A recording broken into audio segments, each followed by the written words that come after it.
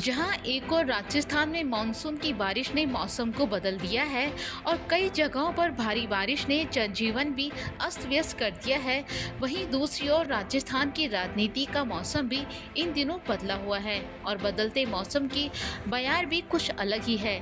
अब यह राजनीति की बिसात अपने परवान पर है और जिनको पतझड़ समझ भुला दिया गया था, अब वही नए कलेवर के साथ राजनीति की बाजियों को खेल रहे हैं। इन दिनों यहाँ भजनलाल सरकार में उथल पुथल सी मची हुई है और ये कयास लगाए जा रहे हैं कि क्या राजस्थान भाजपा संगठन और सरकार में कोई बड़ा उलटफेर करने की तैयारी हो रही है या फिर यहाँ के मंत्री परिषद में कोई बदलाव होने वाला है या पूर्व मुख्यमंत्री वसुंधरा राजे को खुश करने की तैयारी की जा रही है। आखिर राजस्थान भाजपा में क्या चल रहा है?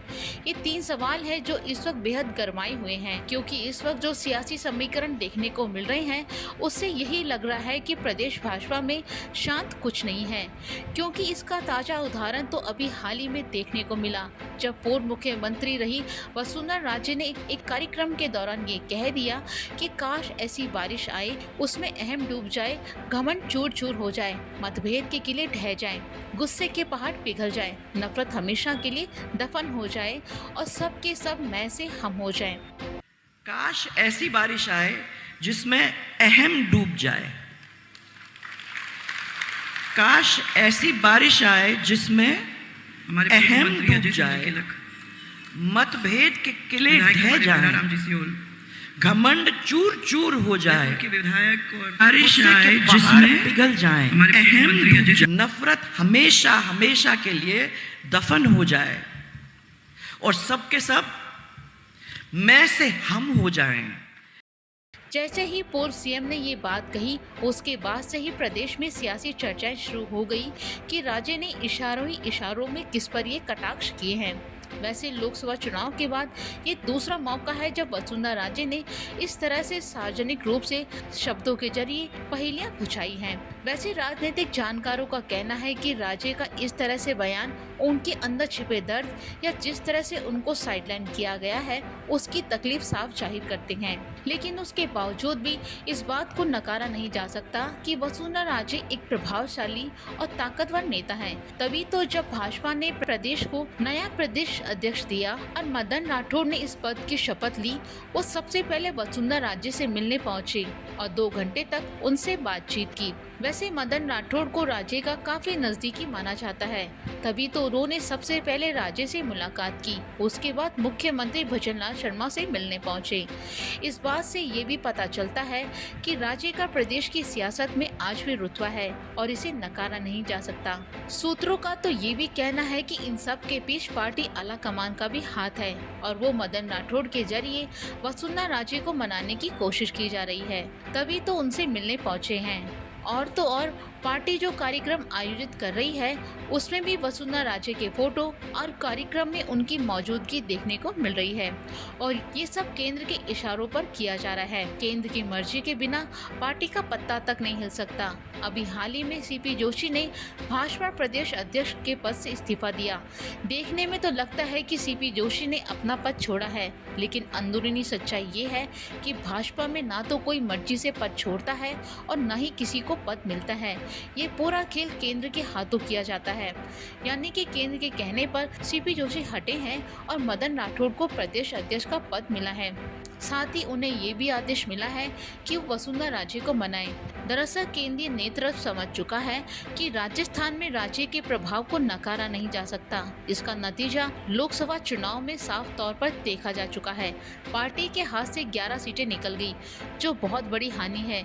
वहीं अब कुछ महीनों में 6 विधानसभा सीटों पर उपचुनाव होने हैं। ऐसे में पार्टी आलाकमान नहीं चाहता ये सीटें भाजपा के हाथ से निकले। वैसे इन 6 सीटों में से एक सीट ही भाजपा के खाते में थी।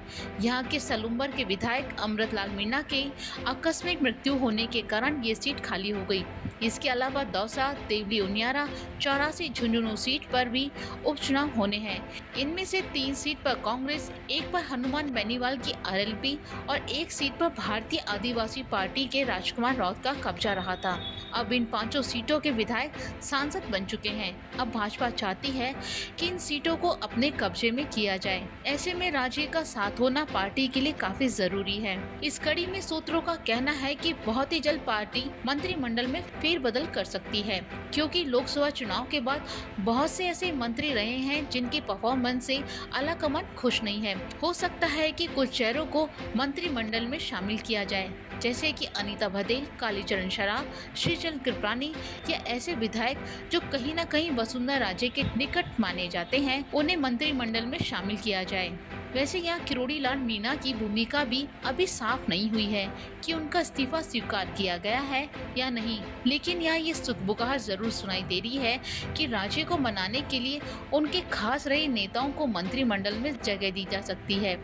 वहीं जिन नेताओं की वजह से पार्टी को परेशानी का सामना करना पड़ा, उन्हें भी पार्टी लाइन पर लाने की कोशिश कर रही है, जैसे कि मदन दिलावर, जिन्होंने आदिवासियों के लिए डीएनए जांच कराने जैसा विवादित बयान दे दिया था। इससे आदिवासी काफी नाराज हुए थे। ऐसे में मामले को बिगड़ता देख पार्टी ने उनसे माफी मांगने को कहा, क्योंकि भाजपा नहीं चाहती है कि आदिवासी वोट नाराज हो। लेकिन यहाँ इन सब से ऊपर ये सवाल खड़ा होता है कि क्या राज्य जो लोकसभा चुनाव और विधानसभा चुनाव के दौरान जिस तरह से केंद्र की ओर से साइडलाइन की गई थी, क्या वो मान जाएंगी? और अगर मान जाएंगी तो किन शर्तों पर? जिस तरह से पार्टी आला कमान ने उनके साथ बर्ताव किया, क्या राज्य ये सब भूलकर वो इन चुनावों में पार्टी के लिए एक्टिव हो जाएंगी? सब जानते हैं कि राज्य का प्रदेश की राजनीति में बहुत बड़ा रुतबा है। उनके यहाँ फॉलोअर्स की संख्या भी काफी ज्यादा है। ऐसे में उनको नजरअंदाज किया जाना पार्टी के लिए सही नहीं रहा। तभी तो मुख्यमंत्री भजन लाल शर्मा बजट से पहले खुद उनसे मिलने गए, लेकिन राज्य शायद इतनी जल्दी मानने वाली नहीं है। तभी तो वो बजट पेश करने के दौरान नजर नहीं आई और न ही उसके बाद जब रिप्लाई हुआ तब भी वो नजर नहीं आई। यहाँ राज्य मुख्यमंत्री से नाराज नहीं है, लेकिन वो इतनी जल्दी भी मानने वाली नहीं है। तभी तो मदन राठौड़ ने अपना पद संभालते ही राज्य से मुलाकात की। लेकिन यहाँ ये बात जरूर साफ है कि केंद्रीय नेतृत्व बहुत बड़ा बदलाव करने वाला है। सूत्रों का कहना है कि बहुत जल्द पीएल संतोष, जो संगठन महामंत्री है राष्ट्रीय भाजपा के, वो राजस्थान आएंगे और उसके बाद यहाँ बदलाव किए जाएंगे। लेकिन भाजपा के ये बदलाव इतने भी आसान नहीं होंगे, क्योंकि उनके लिए कांग्रेस के प्रदेश अध्यक्ष गोविंद सिंह डोटासरा सबसे बड़ी मुश्किल है। डोटासरा ने पिछले कुछ सालों में प्रदेश की राजनीति में अच्छी पैठ बना ली है। जाटों के बीच उनकी अच्छी पकड़ है। वहीं दौसा, देवली उनियारा में सचिन पायलट का प्रभाव काफी गहरा है, जिसके चलते भाजपा को आने वाले इन उपचुनाव में काफी दिक्कतें आ सकती हैं। ऐसे में राज्य का मानना बहुत जरूरी है। अब यहाँ देखने वाली बात होगी कि क्या आने वाले समय में राज्य मानेंगी या नहीं।